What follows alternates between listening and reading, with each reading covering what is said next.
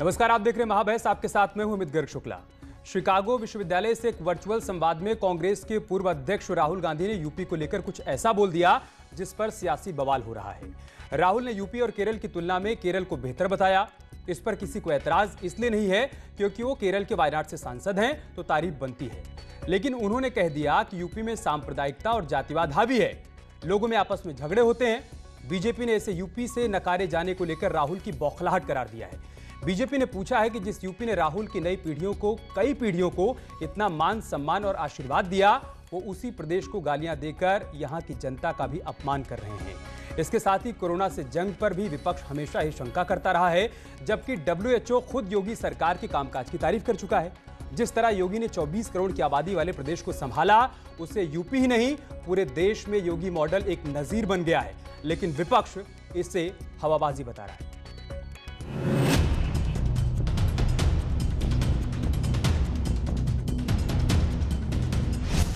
क्या राहुल ने यूपी को बदनाम किया? In UP, it's caste war. Complete break between communities, no conversation between communities, much more complex negotiations, much harder to get things done, many more fights.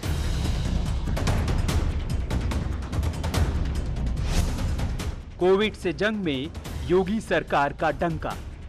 Rahul Gandhi ji, जिस UP को आप गाली दे रहे हैं, ये वही प्रदेश है जिसने सालों तक आपकी पीढ़ियों को ये सोच कर चुना था कि उसका कुछ उद्धार होगा। हालांकि आपने किया कुछ नहीं। बात रही तुलना की, तो यूपी जैसे बड़ी आबादी वाले प्रदेश और केरल ने कोविड को कैसे संभाला, ये जग जाहिर है। फिर कौन फैला रहा शंका? केरल में शिक्षित प्रदेश है। आज उत्तर प्रदेश में क्या हालत है? ये पहला ऐसा राज्य उत्तर प्रदेश बन गया है जहाँ शाम को महिलाएं निकलने में डरती है। अपराध में नंबर 1, बेरोजगारी में नंबर 1, और सबसे बड़ी बात है कि भ्रष्टाचार में भी उत्तर प्रदेश नंबर 1 है। भारतीय जनता पार्टी का सिर्फ एक ही काम है, समाज के असली मुद्दों से ध्यान भटकाना और समाज के मूल मुद्दों से ध्यान भटकाने की बात कर रही है। मैं सरकार से पूछना चाहता हूं कि क्यों यहाँ अपराध तेजी से बढ़ा हुआ है?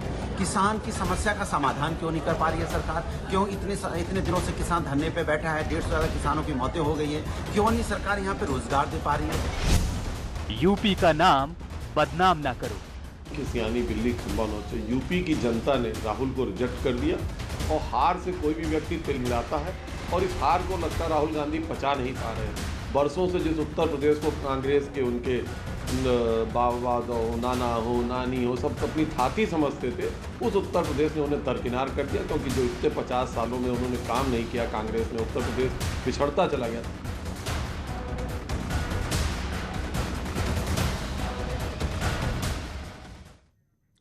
और महाबहस में चर्चा के लिए हमारे साथ खास मेहमान जुड़ चुके हैं। हमारे साथ आलोक अवस्थी जी जुड़ चुके हैं, जो कि भारतीय जनता पार्टी के प्रवक्ता हैं। अंशु अवस्थी हमारे साथ जुड़ चुके हैं, कांग्रेस पार्टी के नेता। विशाल मिश्रा जी हमारे साथ जुड़ चुके हैं, आप राजनीतिक विश्लेषक हैं। थोड़ी देर में समाजवादी पार्टी से राजकुमार भाटी जी भी हमारे साथ जुड़ने वाले हैं। अंशु अवस्थी जी, शुरुआत में आपसे ही करूँगा।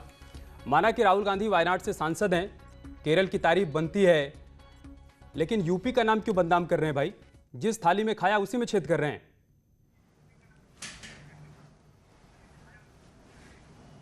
नहीं, आप बताइए ना, कहां पर बदनाम कर रहे हैं, कहां पर खाया, कहां पर छेद कर रहे हैं, आप बताइए। मैं तो आपसे अनुरोध करता हूं, आपने डिबेट रखी है राहुल गांधी जी पर, मैं धन्यवाद देता हूं आपको।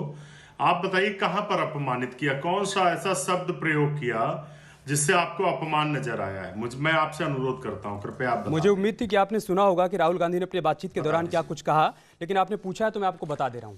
राहुल गांधी ने कहा कि यूपी में सांप्रदायिकता और जातिवाद हावी है। दूसरा आरोप उन्होंने लगाया कि यूपी में जातियों में जंग चलती है। जंग मतलब आप समझ रहे होंगे ना, कितनी गंभीरता वाला शब्द है। तीसरी बात उन्होंने कही कि समुदायों में आपस में बिल्कुल भी तालमेल नहीं है। चौथी बड़ी बात उन्होंने कही कि हर तरफ तरह तरह के झगड़े हैं। ऐसे ही है क्या? आप अपने आसपास भी देख रहे हैं क्या कि झगड़े हैं, और आप देख रहे हैं कि जातियां एक दूसरे पर टूट पड़ रही हैं, उनको मार रही हैं, काट रही हैं, खा जा रही हैं। जितनी बातें ठीक है, मैं समझ गया आपकी बात। मैं धन्यवाद दूंगा कि कम से कम आपने राहुल गांधी जी पर, कांग्रेस पार्टी पर डिबेट रखी है और कांग्रेस पार्टी से राहुल गांधी जी से आप सवाल कर रहे हैं, कम से कम आपका इतना मनोबल है या इतना आत्मविश्वास, इसके लिए मैं आपको साधुवाद देता हूं। देखिए, राहुल गांधी जी ने जो बात कही इसमें कहां पर गलत है? उत्तर प्रदेश में क्या जातिवाद नहीं हो रहा है? पूरा प्रदेश जान रहा है, पूरे देश के लोगों ने देखा कि किस तरीके से एक जात के लोगों को चुन चुन कर मारा जा रहा है। लगातार पूरे घर के घर लोगों को जिंदा जला दिया गया। किस तरीके से रायबरेली में आपने देखा कि पूरे ब्राह्मण परिवार की हत्या कर दी गई। क्या जातिवाद नहीं हो रहा है? दूसरा, अगर सरकार जातिवादी हो जाती है तब सवाल लाजमी है, क्योंकि यहां पर सरकार जातिवादी हो चुकी है।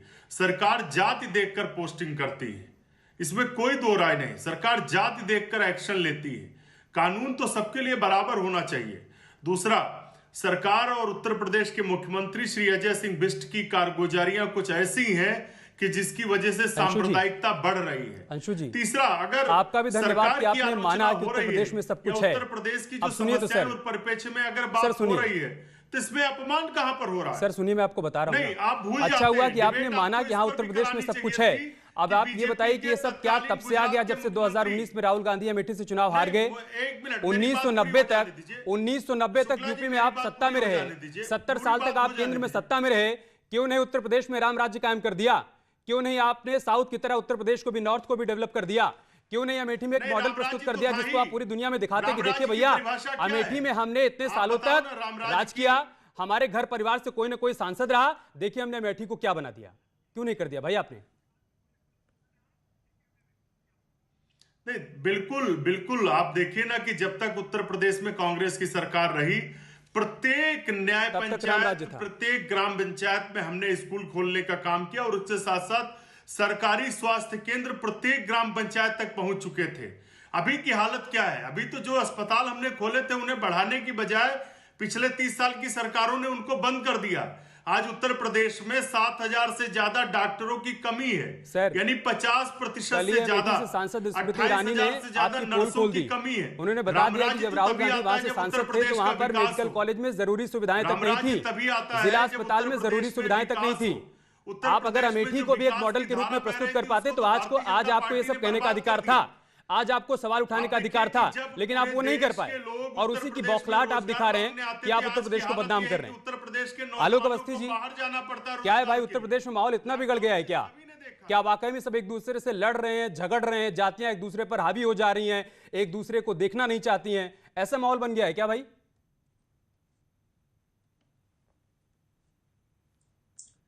देखिए, इसका जवाब तो श्रीमान राहुल गांधी से पूछिए, जो एक जातिवादी दल के पीछे इतने साल तक जो है समर्थन देते रहे, जिसका नाम समाजवादी पार्टी है, तो सिर्फ जातियों की राजनीति करती रही है। दिल्ली में जब सरकार चला रहे थे तो घनघोर जातिवादी पार्टियों का साथ लेकर के वो चला रहे थे। तो वो कौन सी पार्टियां थी, चाहे सपा हो चाहे बसपा हो, आपको पता है सिर्फ वो जातियों की राजनीति करती रही है। तो कांग्रेस आपको अपने गिरेबा में झांकना चाहिए, इसमें कोई उनकी आलोचना नहीं है। कांग्रेस को उत्तर प्रदेश ने बहुत कुछ दिया, सारे प्रधानमंत्री उत्तर प्रदेश से, कांग्रेस के उत्तर प्रदेश से ही जाते रहे, लेकिन उत्तर प्रदेश क्यों पिछड़ा हुआ रहा सारे देश में? 55 से 57 साल तक जो है राज किया कांग्रेस ने। उसके अलावा अन्य सरकारों में भी पीछे से समर्थन में रही है, लेकिन उत्तर प्रदेश को वो गाली दे करके, उत्तर प्रदेश वालों को पीट करके, जिस तरह से आपने देखा होगा महाराष्ट्र के अंदर पीट करके भेजा गया, आज वह सरकार उनके समर्थन की चल रही है। यही केरल में उसकी बड़ाई कर रहे हैं। उत्तर प्रदेश की जनता ने उनको नकार के फेंका है, अमेठी से भगाया है। अमेठी में 5 विधानसभा हारे हैं। दिखाइए भाई, आप इतने गंभीर आरोप लगाए हैं। राहुल गांधी ने तो 7 समंदर पार ये बता दिया कि उत्तर प्रदेश में क्या कुछ चल रहा है, उत्तर प्रदेश को बदनाम कर दिया। थोड़ा सुन भी लीजिए सर, थोड़ा धैर्य के साथ सुन भी लीजिए। अंशु जी, आपको पता चल पाएगा कि उत्तर प्रदेश में क्या है क्या नहीं है। इसी उत्तर प्रदेश की तो आप भी रहने वाले ना सर। सरकारी नौकरी नहीं दे पाए, एक भी सरकारी नौकरी नहीं दे पाए। अरे सर, तो सरकारी नौकरी की बात करते ना, वो तो कह रहे हैं कि जातियां एक दूसरे पर टूट पड़ रही है। जो नेता श्रीमान, सुन लीजिए, प्रदेश में अपराध क्यों बढ़ रहा है, जवाब दो। देखिए, जवाब दे रहे हैं, सरकार में कांग्रेस शामिल थी, आप सुनेंगे तब तो ना। बसपा की सरकार आप लोकसभा में भाग जाते हैं, वहां सवाल पूछते हैं राहुल गांधी, जब वहां पर जवाब मिलता है तो वहां से भाग जाते हैं। यहाँ आपने सवाल उठाया, सुन तो लीजिए, उत्तर प्रदेश के सुन लीजिए अंशु अवस्थी जी, रोजगार नहीं मिल पा रहा है। ठीक है आलोक जी, अपनी बात पूरी करिए। देखिए अमित जी, ये तो एक तो चोरी, ऊपर से सीना चोरी, ये कांग्रेस का काम है। क्योंकि उनके नेता को डिफेंड करने के लिए उनके पास कोई शब्द नहीं है। ऐसे नकारा नेता को, जिसको दुनिया ने रिजेक्ट कर दिया है, प्रदेश की जनता ने एक हाशिए में पहुंचा दिया है। काली श्रीमती सोनिया गांधी इस समय एक सांसद है लोकसभा के अंदर उत्तर प्रदेश से। ऐसी स्थिति में क्यों पहुंची कांग्रेस? क्योंकि जो लूट और भ्रष्टाचार और जिस तरीके से संप्रदायवाद की उन्होंने राजनीति करी है, जिस तरह से भगवान श्री राम को उन्होंने कहा एक कॉमिक कैरेक्टर है, जैसे उन्होंने कहा कि एक यहाँ पे जो संसाधन है उस पर एक धर्म विशेष का पहला अधिकार है। जब इस तरह की आप टिप्पणियां करेंगे और आप कपड़ों के ऊपर जनेऊ पहनेंगे, जब आपकी जो है प्रभारी जो आएंगी प्रियंका वाड्रा जी, तो वो हाथ में वो जो है घंटी माला लेकर के आएंगी, और जब वो चर्च में जाएंगी तो वहां पर जो है दूसरे वस्त्र में जाएंगी। तो मुझे शर्म आती है, अगर आपको अपने धर्म की पे भी रहना नहीं आता, अपने दादा की कब्र में नहीं जाते हैं, ना श्रीमती प्रियंका वाड्रा जाती है अपने दादा की कब्र पे, ना श्रीमान राहुल गांधी जाते हैं अपने दादा की कब्र पे, क्योंकि कब्रिस्तान में अगर जाएंगे तो उनका धर्म खुल के आ जाएगा। तो ऐसे नकारा लोग जो लोकसभा में बजट पर चर्चा करते हैं, बजट में चर्चा किए बिना भाग जाते हैं, यानी कि बजट पे लोकसभा से भी पलायन कर जाते हैं, ऐसे नेता को क्या कहा जाएगा? ठीक है, तो कांग्रेस ने देश को हमेशा नकारवा है, और इनके बारे में बराक ओबामा ने भी जो कहा है, बराक ओबामा ने क्या कहा? हकीकत है या बौखलाहट है? राहुल एक नर्वस है, हकीकत है या अमेठी से हार की बौखलाहट है? ये अमेरिका के राष्ट्रपति, ठीक है आलोक जी, आ गया आपका जवाब आ गया सर। लिखा है उस पर मैं काउंटर लूंगा, लेकिन उससे पहले विशाल जी को सुन लीजिए।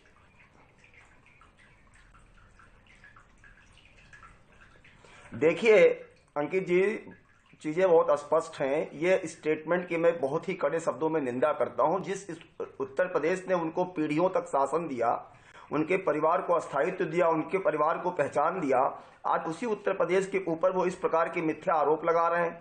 जब खुद सांसद थे तब क्या था? जहां से थे, गुहार में किसानों से जमीनें ली, सम्राट साइकिल का उद्योग और नए नए उद्योग खड़े करने के लिए खड़ा नहीं किया। उसके बाद उन्हीं की ट्रस्ट ने जमीन खरीद लिया जो कि कॉमर्शियल इंटरप्राइज के लिए था। जायज बहादुरपुर के आसपास किसानों की जमीन ले ली गई, यह कहते लिए कि महिलाओं के लिए इंटर कॉलेज बनेगा, नहीं बना, और ट्रस्ट ने दोबारा जमीन ले ली और अपना ऑफिस खोल लिया। जब प्रशासन ने जमीन मांगी तो कोर्ट चले गए किसानों के खिलाफ। और आप ये बात करते हैं, सत्य यह है कि अमेठी में तिलोई में 30 साल से बस अड्डा नहीं बना पाए। 50% बजट यूपीए गवर्नमेंट में सरेंडर करना पड़ा। जब जो है हम रक्षा मंत्री जी ने ये तो कहिए कि जो है उनका धन्यवाद किया आदरणीय नरेंद्र मोदी जी की सरकार में AK-203 की कम से कम कार्यकलाप तो हो गया। अरे माननीय सुन लीजिए, नेहरू जी कहाँ के राजनीतिक विश्लेषक है भाई? ऊंचा हार विशाल मिश्रा कहाँ के राजनीतिक विश्लेषक हो? किलोमीटर की पैंट उतारो, हाफ पैंट नीचे निकलेगी, मैं गारंटी से कहता हूँ। अगर पैंट उतार दो पक्का है हाफ पैंट निकलेगी। अरे ये हाफ सर्टिफिकेट कब से देने लगे भाई कि कौन राजनीतिक विश्लेषक है और कौन नहीं है? अंशु अवस्थी जी, ये सर्टिफिकेट आपको कब से देने लगे भाई? न्यूज 18 पर किस तरह की भाषा का उपयोग किया जा रहा है कि पैंट उतारो? ये कांग्रेस का स्तर हो गया है पैंट उतारने का। जैसे वो कह रहे थे कि स्कर्ट पहनती थी लड़कियां, ये राहुल गांधी के अनुसार हो रहा है। सभी को ऑडियो डाउन करिए। अंशु अवस्थी जी, पहली बात तो ये कि जिन शब्दों का आप इस्तेमाल कर रहे हैं ना, इसकी परमिशन हम आपको न्यूज 18 पर नहीं दे सकते। ऐसे शब्दों का आप यहाँ पर प्रयोग मत करिए। आप समझ रहे हैं, आप अपना तर्क रखिए, अपनी बात रखिए, व्यक्तिगत मत होइए। और आप सर्टिफिकेट मत दीजिए किसी को, आप किसी को सर्टिफिकेट मत दीजिए कि कौन राजनीतिक विश्लेषक है और कौन नहीं है। 30 साल से बस आप लोगों के साथ दिक्कत ये है ना, आप लोगों के साथ दिक्कत ये है कि आप लोग मीठा मीठा गप गप, कड़वा कड़वा थू थू। जो आपके लिए अच्छा बोले वो आपके लिए राजनीतिक विश्लेषक है, जो कड़वा बोल दे वो आपके लिए बुरा है। सवाल करते हैं, अवसरवादी राजनीति करते हैं, कभी अपने आप को जनेऊ पहन लेते हैं। बिल्कुल सही कहा बीजेपी के प्रवक्ता जी ने। आप गए थे ना अभी उत्तर प्रदेश के कांग्रेस के प्रभारी, अरे तो वहां से 700 मीटर दूर भी चले जाते। ठीक है, बोलिए अंशु अवस्थी। तो उत्तर प्रदेश की सरकार से सवाल करो कि नौजवानों को रोजगार क्यों नहीं दे पा रहे हैं? पैंट उतार दो। मेरी आवाज वही बात है जो राहुल गांधी। अरे सर, तो रोजगार पर ही मुद्दा उठाया होता ना, रोजगार के सवाल किया होता। आप ये कहते कि जब आप सत्ता में थे आपने कितने लोगों को रोजगार दिया। देखिए हम सत्ता से बाहर चले गए, अब लोगों को रोजगार नहीं मिल रहा है। आप तो ये कहने लगे ना कि उत्तर प्रदेश में तो जंगल राज है। उत्तर प्रदेश में जातिवाद है, उत्तर प्रदेश में सांप्रदायिकता है, उत्तर प्रदेश में हर तरफ लड़ाई है, झगड़े हैं, फसाद है। आप तो ये कहने लगे ना। सही बात है, ऑफिस की परियोजना शुरू हुई, मर्यादा भूल चुके हैं। ये हाफ पैंट वाले लोग मैं जानता हूँ, और मैक्सिमम मैं गारंटी से कहता हूँ ये पैंट माफी मंगवाइए, ये दिक्कत है। पैंट उतारने की वाली बात यही दिक्कत है। और अगर यही रवैया रहा ना, यही रवैया रहा तो अभी तो अमेठी गया, वायनाड भी चला जाएगा। अभी तो अमेठी गई, वायनाड भी चला जाएगा। सर, ये जो पिकनिक मनाने की परंपरा है उसको छोड़ दीजिए, वहाँ की जनता के मर्म को समझिए, उनकी परेशानियों को समझिए, उसको दूर करिए, आपको सब अच्छा लगेगा। ठीक है, ऐसे लोगों को तर्कों का कोई तर्क नहीं है, तर्कों का कोई तर्क नहीं। ठीक है, अब थोड़ा पेशेंस के साथ सवाल भी सुनिए। अंशु अवस्थी जी, आलोक जी आऊंगा मैं आपके पास। अंशु जी, अच्छा ये बताइए, अगर उत्तर प्रदेश में इतना सब कुछ गड़बड़ है तो प्रियंका गांधी उत्तर प्रदेश में जो जा रही है, लोगों से मुलाकात कर रही है, संगम में डुबकी लगा रही हैं, ये सब हकीकत है या ये भी दिखावा है? ये सब हकीकत है, ये भी दिखावा है? अगर उत्तर प्रदेश इतना बुरा हो गया है और उनको यूपी से इतना प्रेम है तो यह हकीकत है कि दिखावा है? देखिए अमित शुक्ला जी, कोई भी उत्तर प्रदेश बुरा नहीं है और मैं अनुरोध करूंगा कृपया चीजों को गलत तरीके से आप उसको इंटरप्रिटेट ना करें। उत्तर प्रदेश की सरकार जिस तरीके से उत्तर प्रदेश में जंगल राज फैला रही है, जातिवाद फैला रही है, उत्तर प्रदेश में नौजवान बेरोजगार घूम रहा है, उत्तर प्रदेश के लोगों को सिर्फ हिंदू और मुस्लिम में भ्रमित किया जा रहा है, उसी में घुमाया जा रहा है। अगर श्री राहुल गांधी जी ने इन बातों को कहा तो सरकार को इस पर चिंता करनी चाहिए। अरे कांग्रेस पार्टी के नेता हमेशा लोगों के लिए समर्पित रहे हैं। उत्तर प्रदेश में जब उन्नाव में आप याद करिए, एक पीड़िता, यही तो हम आपसे कह रहे हैं अंशु जी कि 2019 तक सब कुछ ठीक ठाक था, जब तक अमेठी से राहुल गांधी सांसद थे। अब जब वो हार गए तो आपको सब कुछ बुरा लगने लगा। अब वो वायनाड में जा रहे हैं लोगों के घर खाना खाने, पहले अमेठी में जाया करते थे, अब अमेठी के लोगों के खाने में उनको नमक और मिर्च समझ में आने लगी, सब कुछ तीखा तीखा समझ में आने लगा। अनुराग भदौरिया भी हमारे साथ जुड़ चुके हैं समाजवादी पार्टी से।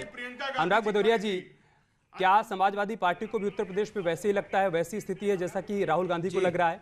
जैसा कि उन्होंने बताया शिकागो विश्वविद्यालय में जब वेबिनार में जुड़े थे, उन्होंने कहा कि उत्तर प्रदेश में जातिवाद है, उत्तर प्रदेश में सांप्रदायिकता है, उत्तर प्रदेश में जातियां एक दूसरे को देखना नहीं चाहती हैं, हर तरफ लड़ाई है, झगड़े हैं, फसाद हैं। ऐसे ही है क्या? तो देखना नहीं चाहती हैं, देखिए, मुझे तो बोला गया था कि कोरोना पे बोलना है, लेकिन आपका विषय अगर बदल गया तो पहले बता देते, मैं इस पे बोलूंगा, इसमें कोई दो राय नहीं है। नहीं सर, हमारा विषय यही था, ये तो बता दिया और हमने इसी विषय पर आपकी बाइट भी चलाई है, नहीं आपने देखा है? कोरोना पे हमारा विषय यही था, इस पे हो रही है। नहीं, बाइट चलाई अलग बात है, वो तो मैं, लेकिन हमें अभी डिबेट के लिए जो बोला गया था वो बात मैं कर रहा हूँ। लेकिन चलो मैं आपकी बात का जवाब देता हूँ।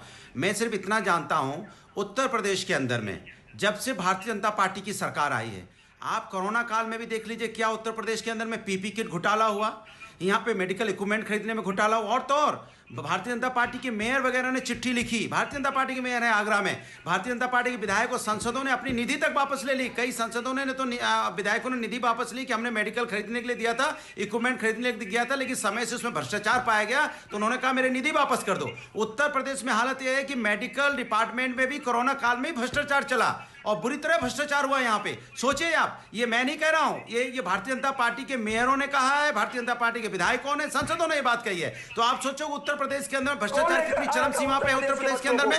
जब ये आज आपातकाल इशू कहते हैं, आपदा में अवसर खोजना, यही आपदा में अवसर खोज रहे हैं आप, ये है आपदा में अवसर। और उत्तर प्रदेश के अंदर महिलाओं की हालत यह है कि हाथरस के अंदर में जिस बच्ची के साथ अन्याय हुआ और इनके डीजी लॉ एंड ऑर्डर कहते रहे कि बच्ची के साथ अन्याय नहीं हुआ, बाद में सीबीआई ने अपनी चार्जशीट दाखिल की, तब उसमें खुलासा हुआ कि बच्ची के साथ अन्याय हुआ। ये तो बच्ची के साथ अन्याय को भी नहीं मानने वाले थे। बदायूं में जिस बच्ची के साथ अन्याय हुआ, बंगला मिला, सारा सामान लूट लिया, वहां से फर्नीचर लूट ले गए, एसी उतार के ले गए, टोलिया में खोल के ले गए, वो हमको सर्टिफिकेट दे रहे हैं जिससे मुख्यमंत्री योगी आदित्यनाथ ने पूरे प्रदेश को 8 महीने तो संभाल के रखा, सम्मान निधि दी किसानों को, जो श्रमिक है उनको 1000 में भत्ता दिया, फ्री में अनाज दिया, और सारे जितने भी यूनिट थे हमारे महिलाओं पे उनको काम दिया। जो टोटी चुरा के ले गए, जो सरकारी संपत्ति लूट के ले गए, वो सर्टिफिकेट दे रहे हैं। जो चोर है ऐसे किसी को कुछ समझ नहीं आएगा। राजनीतिक मंच नहीं है ना सर कि धारा प्रवाह बोलते ही जाते हैं। सर थोड़ा सा बोल के सुना भी करिए ना, थोड़ा सा बोल के सुना भी करिए। भदौरिया जी, आपने कोरोना का जिक्र किया ना, उत्तर प्रदेश में बीते 24 घंटे में 150 केस आए हैं सर। और केरल में, वायनाड से जहां से राहुल गांधी सांसद हैं, केरल में 5000 से अधिक केस आए हैं। पहली बात तो ये, आपने कोरोना की बात की। भदौरिया जी, आपके साथ दिक्कत यही है, आप लगातार बोलते हैं, आप सुनना ही नहीं चाहते हैं। अब मेरा सवाल है कि ये जो कुछ आप बता रहे हैं उत्तर प्रदेश में, ये सब 2017 के बाद ही हो गया क्या सर? 17 से पहले एकदम सब कुछ ठीक ठाक था, राम राज्य था, कहीं पर कोई दिक्कत नहीं, कोई तकलीफ नहीं, किसी को कोई पीड़ा नहीं थी, यही करें? 17 के पहले क्या था मैं बता दे रहा हूं, मैं 17 के पहले बता रहा हूं। 17 के पहले यहाँ पे एक्सप्रेस वे बना जिसमें सभी लोग जाके फट से दिल्ली पहुंच जाते हैं। 17 के पहले हमने यहाँ पे मेट्रो बनाई जो हम पूरा उत्तर प्रदेश प्राउड फील करता है। हमने 17 के पहले यहाँ स्टेडियम, मेडिकल कॉलेजेस बनाए जिसमें हमारा कोरोना काल में लोगों की मदद मिली। हमने एम्बुलेंस दिए यहाँ पे, हमने यहाँ पे रोडों को 4 लाइन को हर जिले को जोड़ा है। हमने यहाँ पे समाजवादी पेंशन दी, 1090 महिला सुरक्षा के लिए दिया, 100 डायल हमने पुलिस को मजबूत करने के लिए दिया। हम इनसे पूछना चाहते हैं, हमने लगातार हॉस्पिटल बनाए यहाँ पे और मेरे ही काम का फीता आज तक काट रहे हैं, या तो उसका नाम बदलने का काम कर रहे हैं। समाजवादियों के पास काम गिनाने को है, व्यक्ति की चोट पे काम गिनाते हैं, लेकिन आलोक अवस्थी जवाब देंगे। आऊंगा मैं विशाल जी आपके पास, आलोक जी जवाब देंगे। आलोक जी बताइए, उन्होंने इतना सब कुछ कर दिया था 2017 से पहले, आप आए तो आपने सब चौपट कर दिया, और उन्होंने उत्तर प्रदेश में इतना काम कर दिया था कि सत्ता से बाहर चले गए। यूपी की जनता ने उनको सत्ता से बाहर कर दिया। 400 करोड़ भी कहीं नहीं लगा, कहीं नहीं 400 करोड़ लगा। इन्होंने बोला था अखिलेश यादव सत्ता में आने के बाद से सभी चुनावों में हंसी पर जा रहे हैं, सारे चुनावों में हंसी पर जा रहे हैं। चाहे 2014 का लोकसभा का चुनाव हो, चाहे 2017 का विधानसभा का चुनाव हो, चाहे 2019 का लोकसभा का चुनाव हो। और ये जो है, पूछिए इसके पहले ये नगर निगम में क्यों नहीं खाता खोल पा रहे हैं? ये विधानसभा में हादसे पे क्यों चले गए? अगर इन्होंने इतना अच्छा काम किया था तो इनको सत्ता हटाने का सवाल नहीं उठता था। लोकसभा में इनकी 50 सीटें आनी चाहिए थी, आज ये क्यों सिमट गए 5 सीटों पे? बाप बेटा ये पार्टी उमड़ के रह गई। नहीं चलना चाहिए, बहू बिहारी, भाई बिहारे, इनके चाचा बिहारे, सब क्यों हार गए? अगर इन्होंने इतना अच्छा काम किया था, इन्होंने प्रदेश को लूटा है, रोटी चोरी करी है, सामान लूटा है, खजाने का लूटपाट इसलिए आपको सुनाई नहीं पड़ता कि लोग क्या कह रहे हैं, जनता क्या कह रही है, वो क्या सुनना चाहती है। आप बस अपना ही अपना बोलते चले जाते हैं। अंशु जी, राहुल गांधी ने एक और सवाल के जवाब में कहा, उन्होंने कहा कि मुझे ट्रोलर्स पसंद है। उनसे पूछा गया कि आप के हर बयान को ट्रोल कर दिया जाता है, आपको ट्रोल कर दिया जाता है। उन्होंने कहा कि हमें ट्रोलर्स पसंद हैं। तो ये बताइए कि ट्रेंडिंग को छोड़कर ट्रोलर्स को पसंद करने लगे हैं क्या आप? मतलब ट्रेंड करने में और ट्रोल होने में क्या फर्क है, ये भी भूल गए हैं क्या? अमित जी, आप अगर देखिए शुरुआत से श्री राहुल गांधी जी को, उन्होंने कई बार सरकार को सबसे पहले भारतीय राजनेता के रूप में चेताया, सावधानी के लिए कहा, तैयारियों के लिए कहा, लेकिन उसकी कोई तैयारी नहीं हुई। 30 जनवरी को श्री राहुल गांधी जी ने कोरोना को लेकर सबसे पहले सरकार को चेताया। उस समय सरकार ने गंभीरता से नहीं लिया और परिणाम सभी ने देखा। लॉकडाउन के समय श्री राहुल गांधी जी ने कहा कि 6 महीने 6 तक 6000 रुपए प्रतिमाह गरीब आदमी को मिलना चाहिए। सरकार ने ध्यान नहीं दिया और देश की जीडीपी माइनस करके आए थे। राहुल गांधी कौन सा एग्रीमेंट करके आए थे? अतिक्रमण कर रहा था, तब श्री राहुल गांधी जी ने सरकार को चेताया। कौन सा एग्रीमेंट करके आए? सरकार ने कोई ध्यान नहीं दिया। राहुल गांधी सेना पर क्यों नहीं उठा रहे थे? श्री राहुल जिस समय डोकलाम में चाइना की सेना से सेना आमने सामने थी, उस समय वो चाइना के इतने आप पिछले पन्ने पलट रहे हैं। अभी उत्तर प्रदेश में कोरोना की क्या स्थिति आपको मालूम है ना? अंशु अवस्थी जी, अभी उत्तर प्रदेश में कोविड मैनेजमेंट कैसे चल रहा है आपको मालूम है ना? बीते 24 घंटे में सिर्फ 150 केस आए हैं सर। अब इन पन्नों को पलटना छोड़ दीजिए कि बीते पीछे क्या हुआ क्या नहीं हुआ। उस पर अगर कंट्रोल नहीं किया गया होता, सही से मैनेजमेंट नहीं होता, तो आज ये कोरोना के मामले कम नहीं होते ना सर। गरिमा मर्यादा कैसी बातें कर रहे हैं? इनको संसदीय परंपराओं के वाहक नहीं है बीजेपी के लोग। सर, वो तो लोगों ने देखा था, राष्ट्रीय अध्यक्ष वो तो लोगों ने देखा था कि जब राहुल गांधी को बजट पर बोलना था, वो कृषि बिल पर बोलते रहे, बार-बार लोकसभा स्पीकर को कहते रहे, लेकिन उन्होंने संसदीय मर्यादा का ख्याल नहीं रखा। ये तो आपको भी देखना और सीखना होगा ना सर। और साथ ही साथ ये भी समझना होगा कि मीठा मीठा गप गप और कड़वा कड़वा थू थू ये करना भी छोड़ना होगा सर। उत्तर प्रदेश को बदनाम करने से कुछ नहीं मिलने वाला है। बहुत शुक्रिया आप सभी का हमारे साथ जुड़ने के लिए। महाबहस का हिस्सा बनने के लिए खबरें जारी हैं, आप बने रहिए हमारे साथ। नमस्कार।